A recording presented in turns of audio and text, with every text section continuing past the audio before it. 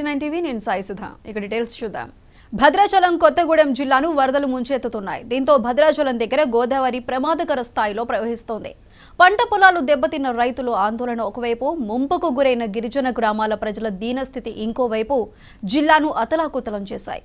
అనేక గ్రామాల మధ్య రోడ్లు తెగిపోయి నీరు ప్రవహిస్తూ ఉండటంతో రాకపోకలు కూడా స్తంభించాయి.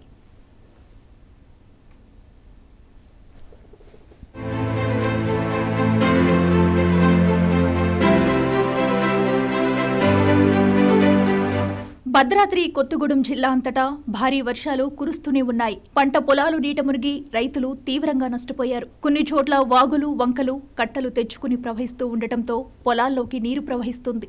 ఇప్పట్లో మళ్లీ పంటలు వేయడం సాధ్యమయ్యేలా కనపడటం లేదని రైతులు ఆందోళన చెందుతున్నారు.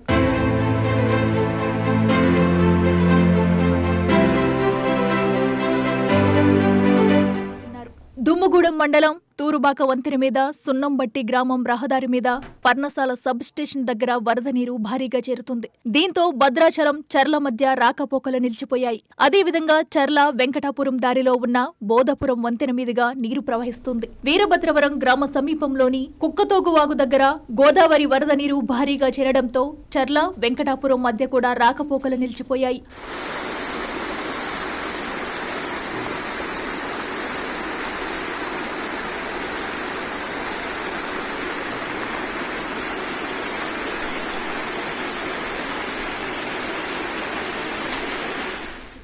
భద్రాచలం దగ్గర గోదావరి వరద క్రమంగా పెరుగుతూ ఉంది. ఇప్పటికే 2వ ప్రమాద హెచ్చరిక జారీ చేయగా కొద్ది గంటల్లోనే 3వ ప్రమాద హెచ్చరిక కూడా చేసే పరిస్థితి ముంచుకొస్తుంది. ఎగువ నుంచి వరద నీరు పెద్ద మొత్తంలో గోదావరిలోకి వస్తుండగా క్షణానికి గోదావరి నీటి మట్టం పెరుగుతుంది.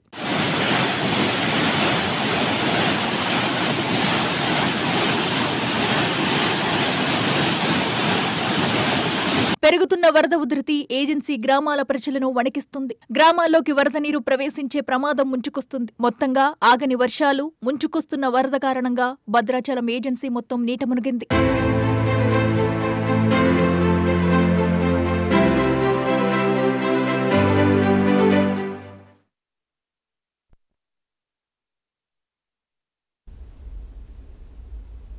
ములుగు జిల్లాలో